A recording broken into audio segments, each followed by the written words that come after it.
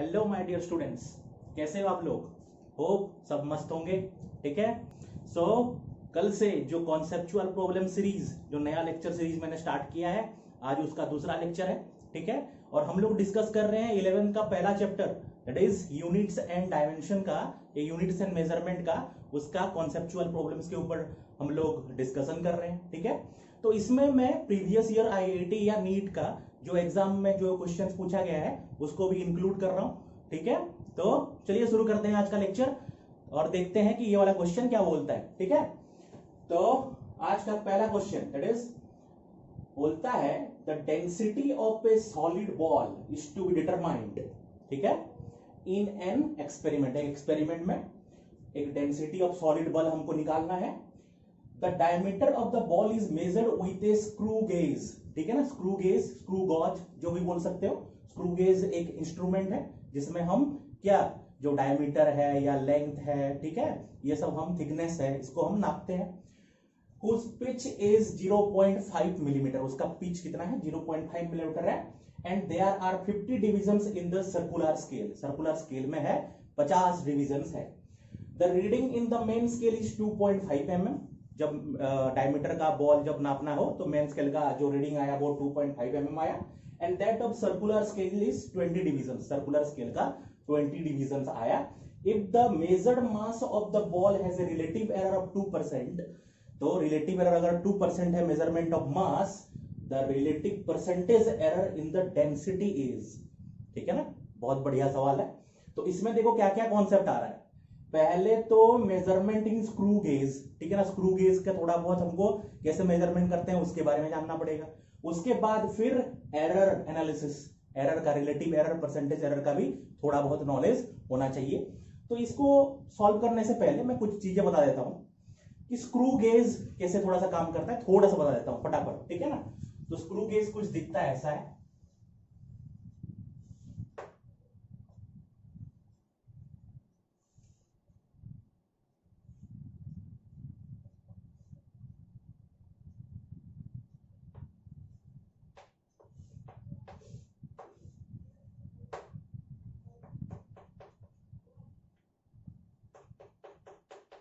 Okay, कुछ इस तरह दिखता है। ठीक है ना, स्क्रू गेज यहां पे ऐसे रहता है। ओके, और ये वाला पार्ट भी ऐसे रहता है। सही है। ओके, इस तरह से स्क्रू गेज दिखता है। मेनली हमको क्या क्या चाहिए, कैसे हम स्क्रू गेज में मेजरमेंट करते हैं, थोड़ा सा देख लेते हैं। ये चौक है, मान लो इसका कितना डायमीटर है, इसका डायमीटर कितना है हमको नापना है। तो हम यहां पे ऐसे रख के इसको, यहाँ पे ये जो आपका मोड़ने वाला हिस्सा है, ठीक है ना, इसको रोटेट ऐसे करते हैं। ये आके ये वाला पोर्शन आके यहाँ पे टकराता है तो ये मस्त चिपक के रह जाता है यहाँ पे। उसके बाद मेन स्केल में इसको, ये जो है ना, ये इसको बोलते हैं मेन स्केल, मेन स्केल। और ये जो रोटेटिंग वाला पार्ट है, ठीक है ना, उसको हम बोलते हैं थिम्बल बोला जाता है, इसको थिम्बल भी बोला जाता है। तो सर्कुलर स्केल का ये है सर्कुलर स्केल बोलते हैं इसको, सर्कुलर स्केल। ठीक है। ओके, तो पहला कुछ टर्म्स यहां पे देखो, कुछ टर्म्स दिख रहे हैं। पहला आ गया तुम्हारा पिच। पिच क्या होता है, what is pitch?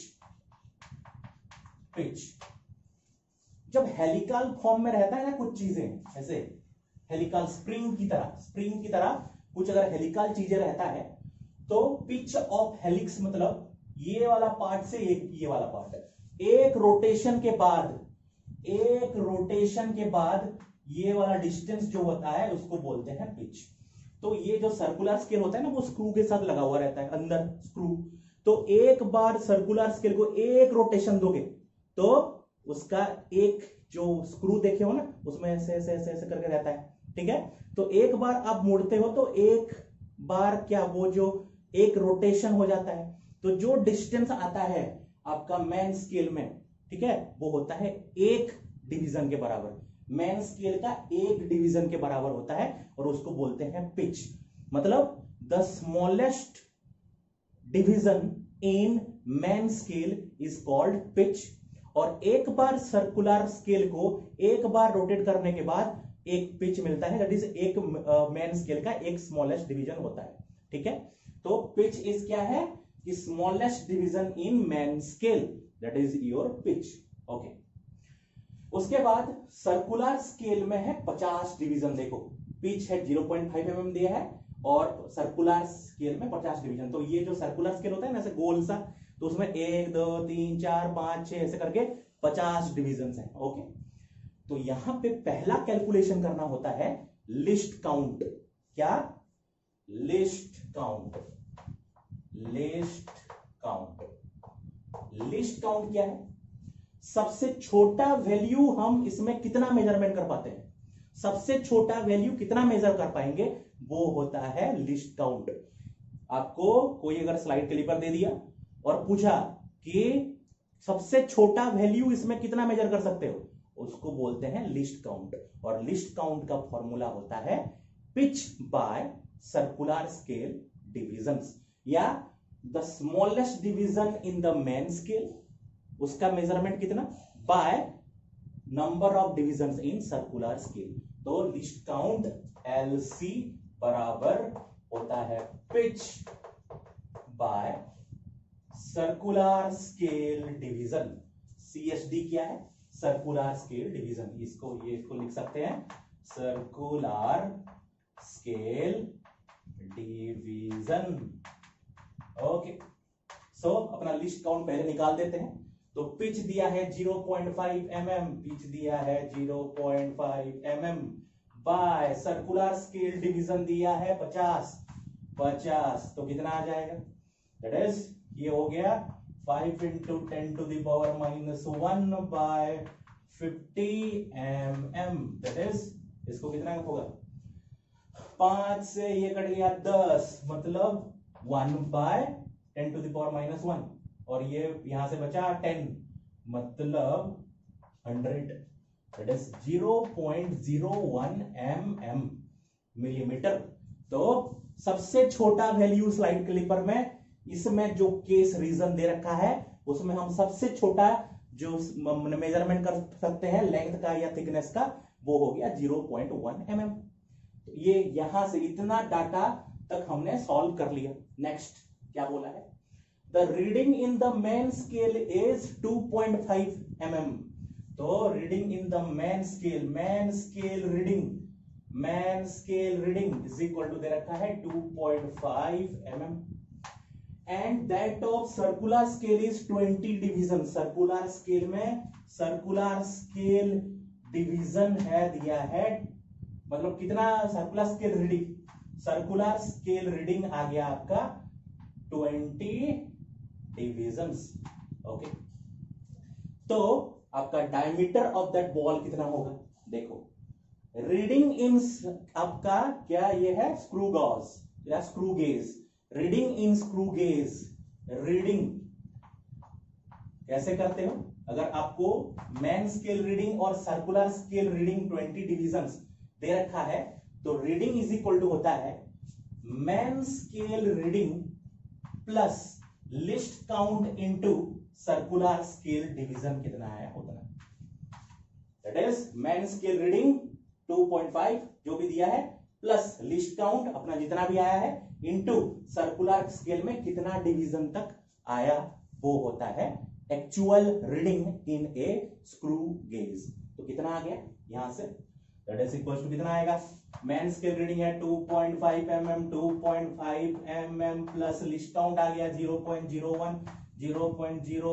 mm millimetre into 20, तो कितना आ जाएगा बच्चों, कितना आ जाएगा, that is 2.5 plus 0.01 1 × 10⁻², it is 20 × 10⁻², that is 0.20 mm, that is equals to आ गया 2.5 plus 0.2 कितना 2.7 mm, 2.7 mm। तो हमने स्क्रू गॉज का इस्तेमाल करके वो बॉल का, ठीक है, हमने क्या नाप दिया, डायमीटर, ठीक है ना, वो कितना आ गया 2.7 mm आ गया। सही है, इसको थोड़ा सा वीडियो को पॉज करके थोड़ा सा आप लिख सकते हो, ठीक है। ओके, तो इसको मिटाते हैं। हमको तो मिल गया स्क्रू गॉस का इस्तेमाल करके इसका डायमीटर मिल गया। अभी हमको क्या करना है, if the measured mass of the ball has a relative error of 2%, वो मास का, वो जो बॉल है उसका मास का रिलेटिव एरर है कितना, 2% है। तो रिलेटिव एरर तो नहीं भाई, परसेंटेज एरर दिया है, रिलेटिव परसेंटेज एरर दिया है 2% है। तो relative percentage error in the density is equal to कितना होगा, ठीक है ना। डेंसिटी इज इक्वल टू क्या होता है, मास बाय वॉल्यूम। इसको मिटाते हैं, तो अपन का डायमीटर मिल गया 2.7 mm, लिख देते हैं। d is equal to 2.7 mm मिल गया था, उसको पहले लिख देते हैं। अच्छा, ओके, नाउ हम जानते हैं डेंसिटी इज इक्वल टू होता है, क्या होता है, मास बाय वॉल्यूम, ठीक है ना, मास बाय वॉल्यूम होता है। That is equals to mass by volume का फॉर्मूला फॉर ए स्फीयर क्या होता है, 4/3 pi r cube, that is 4/3 pi r cube. R बराबर होता है डायमीटर बाय 2, आर बराबर क्या होता है, diameter by 2, that is equal to क्या लिख सकते हैं, m by 4/3 pi d by 2 का होल क्यूब लिख सकते हैं, m by 4/3 pi d by 2 का होल क्यूब लिख सकते हैं। सही, यहां से हम निकालेंगे क्या, हाँ, आपका परसेंटेज एरर निकालेंगे। ओके, सही है, relative percentage error in the density कितना होगा निकालेंगे। इसको अगर थोड़ा बहुत सॉल्व कर देंगे तो कितना आ जाएगा, इसको सॉल्व कर देंगे तो चलो देखते हैं कितना आ जाएगा, कितना आ जाएगा बोलो, 8। ओके, तो रो बराबर m by 4/3 pi d cube by 8 आ गया। 4 और 8 कट गया, 2, और ये आ गया m bye pi d cube by 6। सही है, पाई 4 से 8 कर गया, 2 हो गया, पाई डी क्यूब बाय 6 आ गया। सही है, 6 ऊपर चला गया, that is equals to 6m by pi d cube, 6m by pi d cube हो गया। रो बराबर, यहां इसको सॉल्व कर दिया। हम जानते हैं delta rho by rho, that is relative error in density is equal to, जो मल्टीप्लाई होता है और कांस्टेंट भी है, देखो 6 है, पाई है, उसका कोई रोल नहीं है अपना, जो जिसके ऊपर डिपेंड कर रहा है, किसके ऊपर डिपेंड कर रहा है, m के ऊपर, डी क्यूब के ऊपर, जो inversely proportional to d cube के ऊपर डिपेंड कर रहा है। तो 6 बाय पाई, तो देखो ये कांस्टेंट पार्ट है, छोड़ दो, तो m बाय डी क्यूब है, that is relative error in delta rho density, delta rho by rho बराबर क्या लिख सकते हैं, delta m by m plus जो पावर होता है, कल जो कल का क्लास था, ठीक है ना, कल का लेक्चर 1 में मैं बताया था कि ऐसे टू दी पावर होता है तो सामने आके मल्टीप्लाई हो जाता है, that is 3 into delta d by d. सही है, तो percentage error into 100% into 100% into 100% into 100% कर देंगे तो हमको परसेंटेज एरर मिल जाएगा। So that is equals to, अच्छा, now delta m by m into 100% जो होगा, अच्छा चलो कर देते हैं, into 100% into 100% into 100%। Okay, delta m by m into 100% दे रखा है 2% ऑलरेडी दे रखा है। ये डेल्टा d क्या है, ये d क्या है, d का वैल्यू दिख रहा है 2.7 mm दिख रहा है, हमने मेजरमेंट किया था। ये डेल्टा d क्या है, जो छोटा सा वैल्यू था, that is your list count, ठीक है ना। ये डेल्टा डी को आपको लिस्ट काउंट के बराबर लेना है, दैट इज कितना आया था, 0.01 mm आया था, ठीक है ना। Least count is equal to 0.01 mm लाया था, तो इसको पुट कर देंगे, ठीक है ना।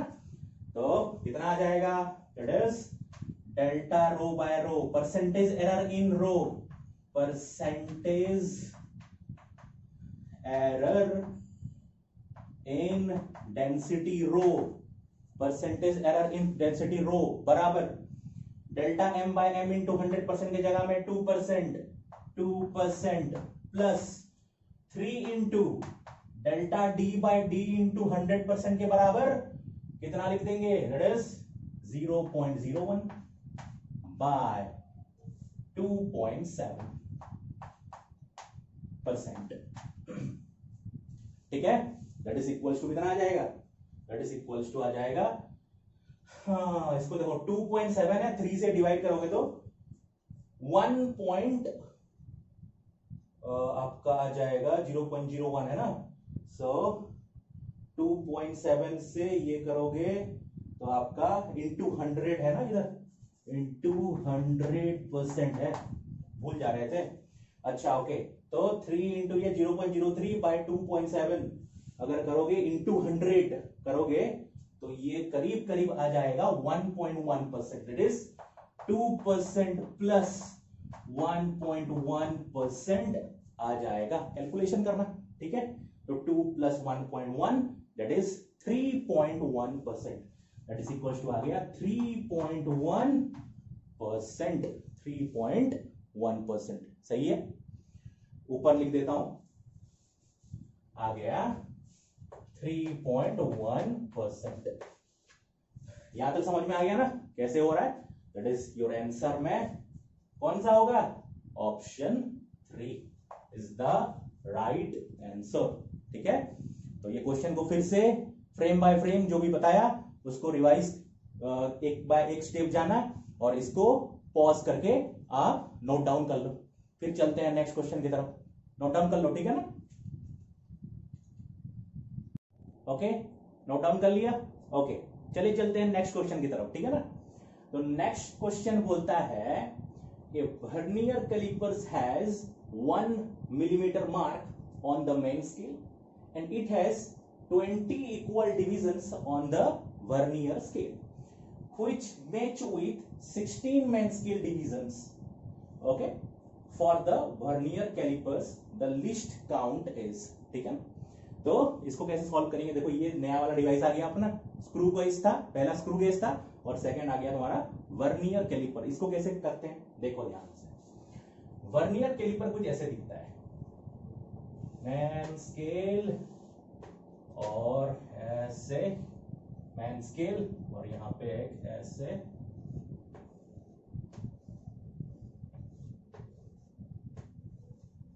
इस तरह से दिखता है, यहां पे ऊपर भी रहता है ऐसे। ठीक है, तो ऐसे कुछ दिखता है आपका वर्नियर कैलिपर।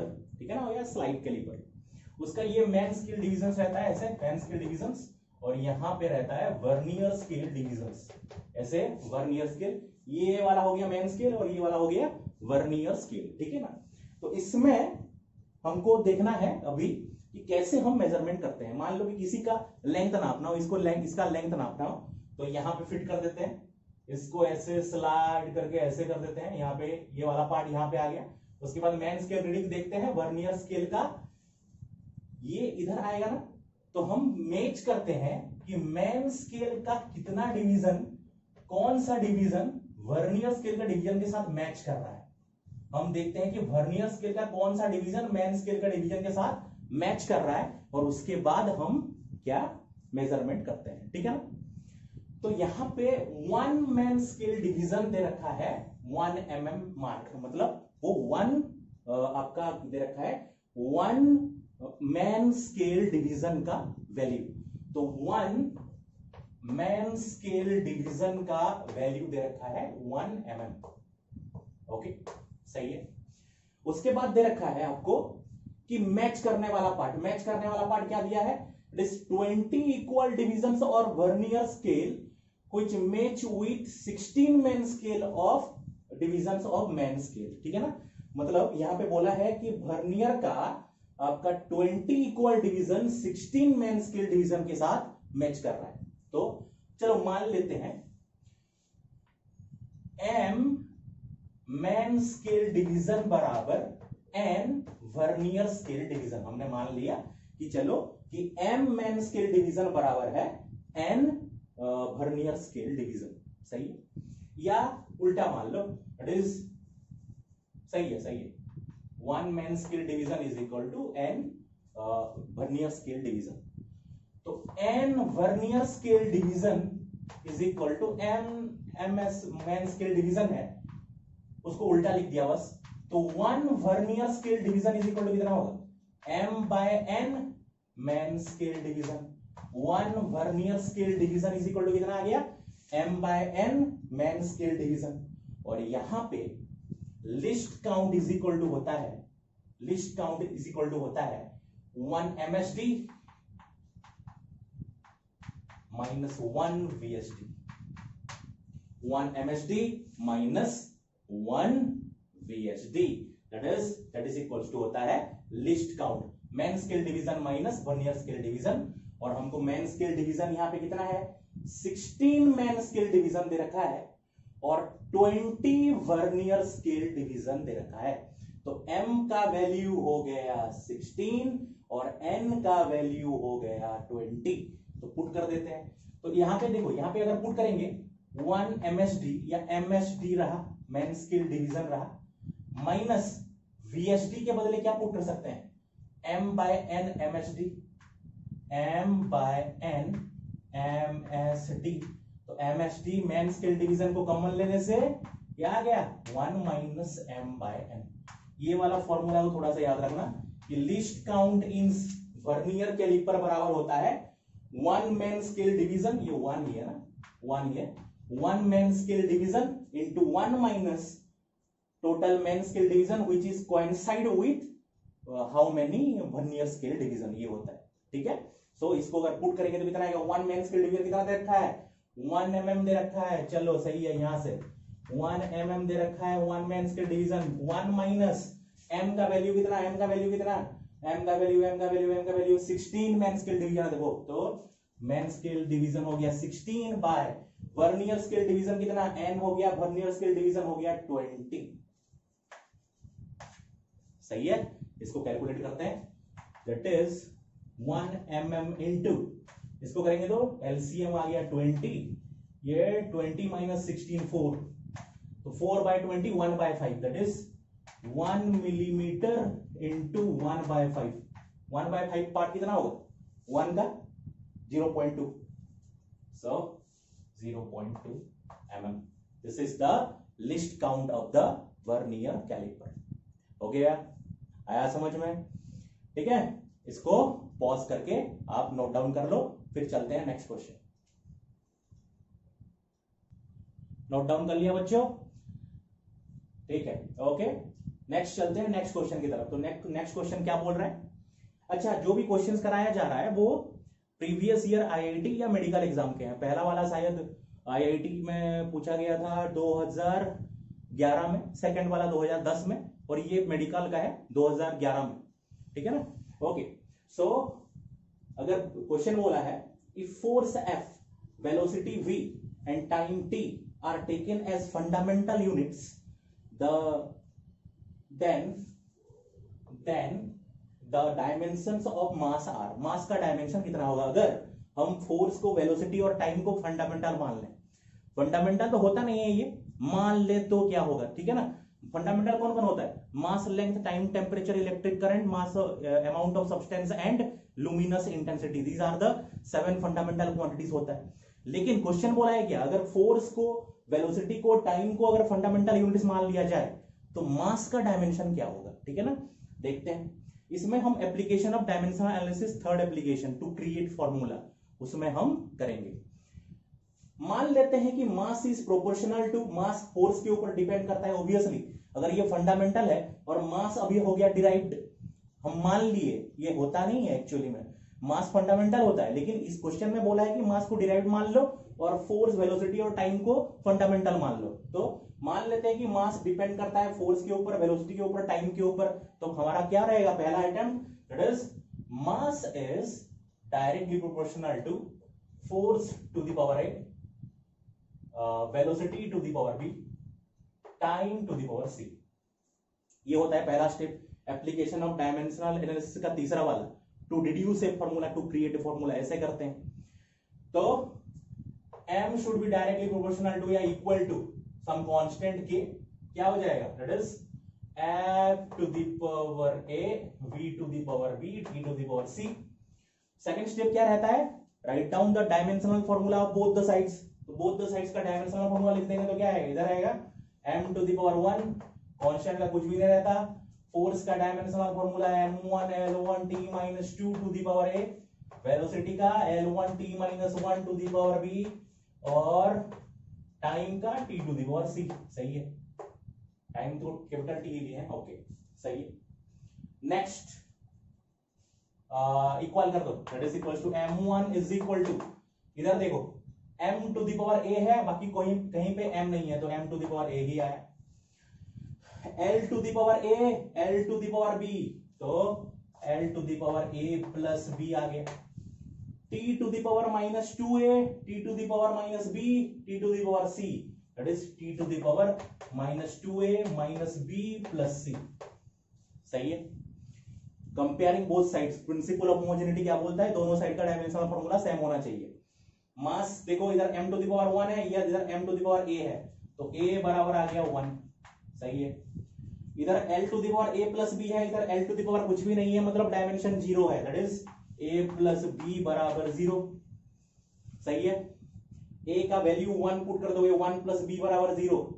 a का वैल्यू 1 पुट कर दो तो a plus b is equal to 0, तो b is equal to minus 1। 1 plus b is equal to 0, तो b बराबर आ गया माइनस 1। लास्ट वाला equation, that is minus 2a minus b plus c, minus 2a minus b plus c is equal to, इधर t to the power इतना है, इधर t to the power कुछ भी नहीं है, मतलब 0 है, that is equal to 0। Put कर दो value, minus 2 into a is equal to 1, 1 minus b, b के जगह में minus 1 plus c is equal to 0, that is इधर आ गया minus 2 plus 1 plus c is equal to 0, minus 2 plus 1 minus 1, उधर चला गया तो 1, दैट इज c का वैल्यू भी आ गया 1। ठीक है ना। तो a का वैल्यू 1, a का वैल्यू 1, b का वैल्यू माइनस 1, c का वैल्यू 1 आ गया। पुट कर देते हैं यहां पे, तो क्या आ जाएगा यहां पे, f to the power 1 v to the power minus 1 and t to the power 1।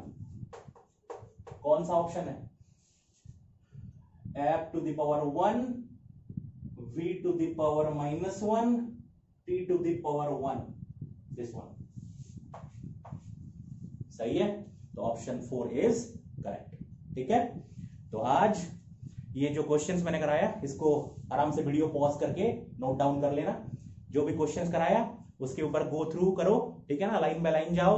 कोई भी अगर आपका डाउट आए तो कमेंट सेक्शन में कमेंट दो, और वीडियो को लाइक शेयर एंड सब्सक्राइब जरूर करो। फिर नया नया क्वेश्चन, अभी यूनिट डायमेंशन का इतना क्वेश्चन हो गया, नेक्स्ट में हम स्केलर्स एंड वेक्टर्स जो आएगा, स्केलर्स एंड वेक्टर्स का क्या क्या क्वेश्चन आते हैं, कॉन्सेप्ट कैसे हम क्लियर करेंगे, अच्छा क्वेश्चन हम कैसे इजीली उसको हम सॉल्व कर पाएंगे, उसके बारे में बात करेंगे। ठीक है, मिलते हैं नेक्स्ट क्लास। Thank you.